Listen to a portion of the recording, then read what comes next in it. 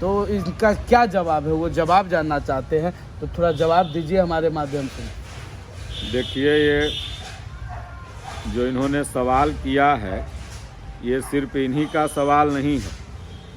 जो कोई भी रामचरितमानस पढ़ेगा तो पढ़ने के बाद ये मन में ऐसा सवाल उत्पन्न होता है। ये जो पंक्ति को पढ़ा है शिक्षा मंत्री जी ने, चंद्रशेखर जी ने, यह सुंदर कांड में वर्णित है। और सुंदर कांड की वह पंक्ति है अंतिम चरण की, कि जब भगवान राम जी माता सीता की खोज में यह पता चल गया कि लंका में हैं, तब समुद्र के पास जाते हैं और 3 दिन विनय करते हैं। 3 दिन विनय करने के बाद वो समुद्र रास्ता नहीं देता, तो उसी अप्रोच में उन्होंने इस पंक्ति को पढ़ा। भगवान राम कहते हैं, मानस की पंक्ति है कि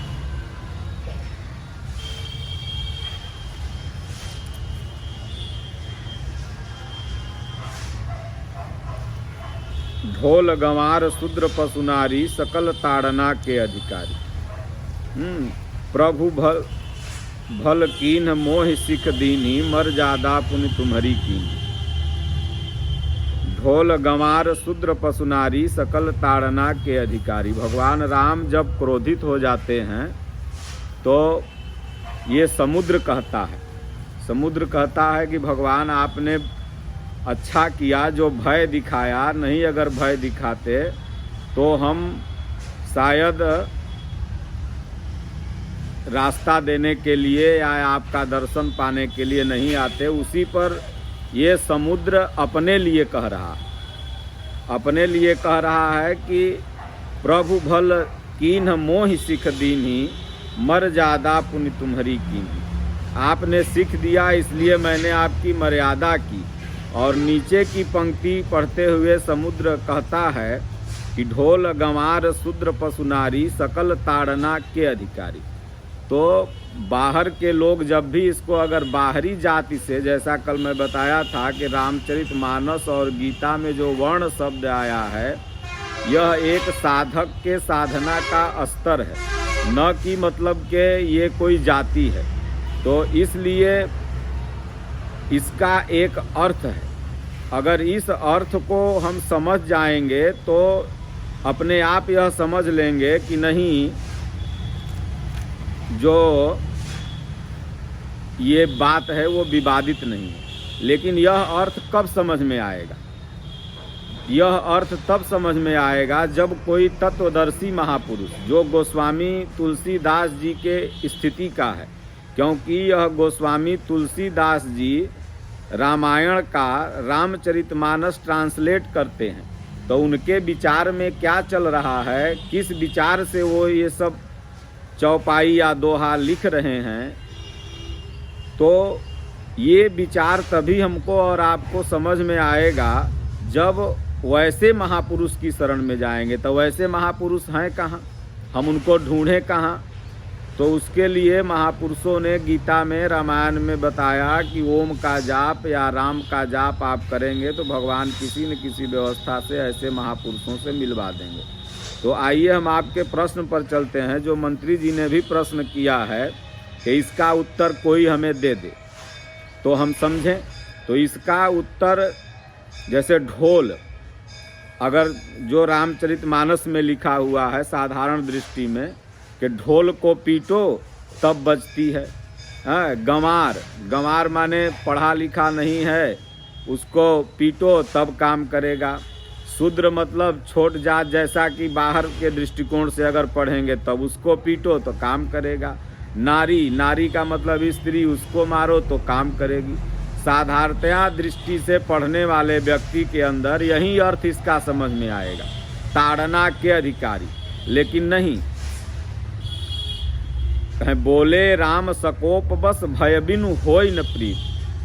भय और ताड़ना ये दो शब्द हो गया। तो जब भय किए प्रभु ने, उसको ताड़ा के यह समुद्र कैसे अब सुनेगा, भगवान ने देखा कि मैं इसको प्रेम से समझाया तो यह नहीं सुना, तो इसके लिए भगवान ताड़ गए कि अब थोड़ा सा हमें कड़ा रुख करना होगा। तो ताड़ना का मतलब होता है कि जानना, समझना। जैसे कि ढोलक हम आपको दे दें बजाने के लिए, तो उसको आप बजाइएगा तो कोई कहेगा काई पटर पटर कैले है, इसको बंद कर, हल्ला मत करो। और वह अगर तमाम वादक हैं अच्छे अच्छे ढोलकिया, उसको आप दे दीजिए तो ताता धिन्ना ऐसा सुर लगा देगा कि आप अपना सारा काम छोड़ के उसका 10 मिनट 20 मिनट 1 घंटा 2 घंटा उसका संगीत सुनिएगा। मतलब क्यों? क्योंकि वो ढोल को ताड़ गया है, ढोल कैसे बजेगी उसको पता है। और उसी तरह गंवार का मतलब ये कोई ऐसा नहीं कि बाहर में जैसे बिहार में जादव को लोग ग्वार बोलते हैं, या जो मूर्ख है उसको कहेंगे मारो सारा गंवार है, तो ऐसा नहीं। गंवार का मतलब कोई बाहरी व्यक्ति विशेष के लिए नहीं आया है। गंवार मतलब जो मूढ़ व्यक्ति है, अभी उसको मूर्ख कहिए, उसको ज्ञान कम है, तब उस व्यक्ति को आप कहेंगे रे झाड़ू मार दो तो वो नहीं मारेगा। और अगर उसके स्वभाव को आप ताड़ लीजिए, कैसे ये सुनता है, तो उसको टाफ़ी दे के, चॉकलेट दे के, प्यार से, लोग कहते हैं रे बच्चा पढ़ो लिखो, उसको बैठाते हैं, वो पढ़ता है, फिर धीरे धीरे मतलब के वो ताड़ जाइए कि ये कैसे सुनेगा। ऐसा नहीं, ताड़ना का मतलब है ना कि लाठी से मारो, डंडा से मारो। और कहते हैं आगे कि शूद्र पशु नारी। शूद्र मतलब अल्पज्ञ। अभी जो साधना में अल्पज्ञ है उसका भजन मन में नहीं लगता है, तो महापुरुष ताड़ जाते हैं कि ये इसका भजन में मन कैसे लगेगा। तो महापुरुष के पास जब वह साधक उस स्तर का पहुंचता है तो उसको कहते हैं पहले सेवा करो, झाड़ू मारो। फिर मैं एक बार कहूँगा कि शूद्र माने यह नहीं समझना है कि जो बाहर की जातियाँ, शूद्र मतलब होता है साधना का पहला लेवल। और पहला लेवल में जब कोई भी व्यक्ति पहुंचता है तो महापुरुष उसको ताड़ जाते हैं कि ये कितना में कैसे भजन भाव भक्ति इत्यादि कर सकता है। तो इसलिए उसको एक सेवा दी जाती है। वो सेवा करते करते धीरे धीरे वैश्य श्रेणी में पहुंचता है, फिर धीरे धीरे गुणों के प्रभाव से ऊपर उठता है, बुराइयों को काटने लगता है, क्षत्रिय बन जाता है वही व्यक्ति। और फिर धीरे धीरे जब ब्रह्म के नज़दीक पहुंचता है तो वही ब्राह्मण बन जाता है। तो इसलिए शूद्र भी जो ताड़ना के अधिकारी हैं, ताड़ना माने अब शूद्र, अब बाहरी में हम लोग शूद्र इतना न जपते हैं कि समझ जाते हैं कि ये शूद्र शब्द जैसे ही आता है तो समझते हैं कोई नीच जात का होगा, वही शूद्र है। ऐसा कुछ नहीं, यहाँ कोई नीच जात का नहीं और कोई ऊंच जात का नहीं। एक भजन है कि सारा जग तेरी संतान, ना कोई नीच न कोई महान, रघुपति राघव राजा राम। तो इसलिए न कोई ऊंच है न कोई नीच है। अब देखिए मंत्री जी ने कुछ भी विवादित बयान नहीं दिया, न भगवान श्री रामचंद्र जी को इन्होंने कोई अपशब्द कहा, न मानस को अपशब्द कहा। खाली वो इतना बस कह रहे हैं कि हमको कोई इसका अर्थ बता दे कि अर्थ क्या होगा। तो उन्हें पता नहीं होगा। वो हनुमान जी के भक्त भी हैं। लोग तमाम इंटरव्यू में उन्होंने कहा कि मैं हनुमान जी की भक्ति करता हूँ। तो जरूर सुंदरकांड और रामचरितमानस पढ़ते होंगे, लेकिन पढ़ते समय उनके मन में संदेह आया और उस संदेह को एक सभा में उन्होंने व्यक्त किया कि भाई इसमें भी भेदभाव है। लेकिन नहीं, जब महापुरुषों की बात वो सुनेंगे समझेंगे तब जानेंगे कि नहीं, गोस्वामी जी ने जो लिखा है यह बाहरी वर्ण व्यवस्था के लिए नहीं लिखा है, ये जो साधना का एक लेवल है। तो कहते हैं कि ढोल गंवार शूद्र पशु, उसके बाद पशु का जिक्र उन्होंने किया। अब मान लीजिए गाय है, अब गाय को उठाओ और लेह लाठी मारो तो दूध दे देगा वो। या बैल को लीजिए, पहले तो बैल से ही खेती बाड़ी होता था, तो बैल को ले लीजिए और उसको कहिए लाठी से पैना से मारिए तो 2 बीघा खेत आपका जोत देगा। नहीं जोतेगा और बिगड़ जाएगा तो लगेगा हर तर लेकर के भाग जाएगा, जुआ पैना उधर गिरा देगा। तो पशु जो है ये ताड़न का अधिकारी है। ताड़न माने कोई अगर जानकार आ जाए, जोते वाला अगर आ गया तो उसको ले करके वो 2 बीघा धीरे धीरे जोत देगा। एक तो बार उसको नहीं मारेगा और 2 बीघा खेत जोड़ देगा, खाली खोद के हरे मुर्रा करके। और उसके बाद गाय है, आप दुहिएगा वह गाय को तो 1 किलो दूध देगी, और दुहाव अगर आगे दूध देगा तो उसी गैया को 1.5 किलो करके दूध देगा। उसको दूहने का आदत है। तो जो पशु को ताड़ गया कि ये इतना चोकर, इतना चुन्नी में इतना देगा, इसको हम इतना खोदेंगे तो इतना से बाएं घूम जाएगा, दाहिने घूम जाएगा, जो ताड़ गया तो वो पशु से भी काम ले सकता है। देखिए तमाम मदारी होते हैं, बंदर को क्या से क्या बना देते हैं, कहेंगे ये लाओ वो लाओ। तमाम कुत्ते हैं, ट्रेनिंग दे दीजिए, मिलिट्रियों में जाइए तो उसको कहेंगे बॉल लाओ तो बॉल लाएगा, कहेंगे प्रणाम करो तो प्रणाम करेगा, कहेंगे सैल्यूट मारो तो सैल्यूट मारेगा। मतलब उसको वो ताड़ गए। ताड़ना मतलब होता है समझना, ये नहीं कि ताड़ना मतलब होता है दंडित करना। और हमारे भारतीय संविधान नहीं, दुनिया के प्रत्येक संविधान में 4 चीज़ों को अपनाया गया है, साम, दाम, दंड और भेद। एक हुआ कि प्यार से, भारतीय संविधान में भी है, पहले जस्टिस कहता है कोई अगर अपराध कर रहा है तो उसको प्यार से समझा दो। ये सुलह नहीं कराते हैं थाना में, लोग सुलह करा दिए। अगर वो प्यार से नहीं माना तो दाम से, कुछ मतलब के कहते हैं ले बेटा चॉकलेट खा ले हलवा खा ले, अब मान जो ना तो बहुत मारेंगे। अगर उससे भी वो नहीं मान रहा है तो लोग उसके लिए क्या करते हैं, दंड, 2-4 लाठी धीरे धीरे मार दिए, गाले पर छू दिए। और उसके बाद भी अगर वो नहीं मानता है तो उससे भेद मतलब कि अलग हो जाते हैं। तो इसलिए कहने का तात्पर्य है कि साम, दाम, दंड, भेद, ये 4 सुधारने का तरीका है। ताड़ने का यह एक तरीका। ताड़ना माने समझना। जैसे लोग कहते हैं हम पहले ही ताड़ गए थे कि इस बार ठंडी बहुत पड़ेगी, हम पहले ही ताड़ गए थे कि वर्षा आज होगा, पहले ही हम ताड़ गए थे कि मुरई का भाव और मसूरी का भाव इस बार महंगा रहेगा, इसलिए हम लगा दिए थे। तो ताड़ना मतलब जानकारी। तो पशु को जो ताड़ गया, जो जान गया कि ये कैसे चलेगा, तो वह कर लेगा। जो नहीं उसको ताड़ा है उसको नहीं कर लेगा। देखते हैं जो ताड़ गया है उस सांप को भी कैसे कैसे पकड़ लेता है, और हम तुम अगर सांप को देखेंगे तो डर लगेगा। तो सकल ताड़ना के अधिकारी। अब आगे नारी का उन्होंने जिक्र किया, लेकिन उनका कोई भी सोच गलत नहीं है। वो जो लिखा हुआ है मानस की केवल पंक्ति पढ़ के नीचे वाला अर्थ कोई भी पढ़ेगा तो भ्रमित हो जाएगा।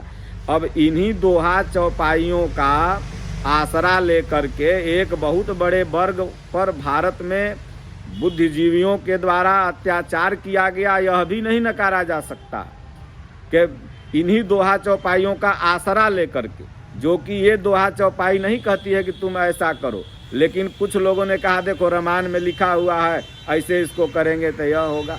तो हमारे जो भी धर्म गुरु हैं, अब हम न्यूज़ पर देख रहे थे कि 4-5 महात्मा, 6 महात्मा जो धर्म और नेता लोग क्या बोल रहे हैं उससे हमको मतलब नहीं, लेकिन महात्मा लोग जो लाल कपड़ा पहन के अपने को महात्मा मान रहे हैं, वो लोग जवाब नहीं दे रहे हैं। जो मंत्री जी ने प्रश्न किया इसका जवाब नहीं दे रहे हैं। खाली कोई कह रहा है हमको बड़ा आघात पहुंचा, तो कोई कह रहा है कुछ हमको पहुंचा, तो कोई कह रहा है कि ये 1800 ईस्वी के बाद इनमें परिवर्तन हुआ था रामचरितमानस में। कोई भी व्यक्ति ऐसा नहीं आया कि जो इनके प्रश्न का उत्तर दे दे। कोई रोने जैसा नाटक कर रहा कि हमको बहुत आघात पहुंचा। अरे जवाब दीजिए ना, जो इनका प्रश्न है उसका आप जवाब दीजिए, इनको संतुष्ट कीजिए। अगर ये संतुष्ट हो जाएंगे तो आपको मानेंगे। तो कोई भी अगर प्रश्न करता है, भगवान भी अर्जुन से कहे तुम प्रश्न करो मैं उत्तर दूंगा। गीता तो पूरा प्रश्न और उत्तर ही है। और इन्होंने कहिए तो मानस के प्रति एक आज जो तमाम लोग इस पर चर्चा कर रहे हैं, तमाम लोग मानस पढ़ रहे हैं, तो बस इन्होंने केवल बताया कि देखिए उसमें ये लिखा हुआ है। हाँ, तो कहने का मेरा तात्पर्य है कि नारियों के ऊपर भी बहुत अत्याचार हुआ इन्हीं पंक्तियों को पढ़ करके सही अर्थ न समझने के कारण।